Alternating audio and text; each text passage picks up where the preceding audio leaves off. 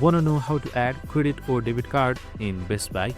So in order to make purchases, you need to add a payment method. So in this video, I'm going to show you how you can simply add a credit card or debit card, and I'm going to show you how you can do it easily. So let's get straight to it. Now first things first, just simply open up your Best Buy application. So we have also created similar videos of how to use Best Buy. So it's on our channel, so make sure to watch it. So once you have opened up your Best Buy application, on the bottom right side you should be seeing a profile, which is your account, just like that. And now run simply to the account. Here you should be seeing account settings, just simply select that. It should be right below plans and notifications. And now once you have selected that, here you should also be seeing payment method. It should be right beside addresses, just simply select that. And now here you should be under your payment method. Now since we're adding a credit card or debit card, just simply select add a payment method and just simply type in your number, your address, your first name, last name according to your card details, your addresses, city, and what's more.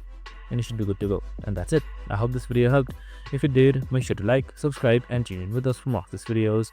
See you in the next one.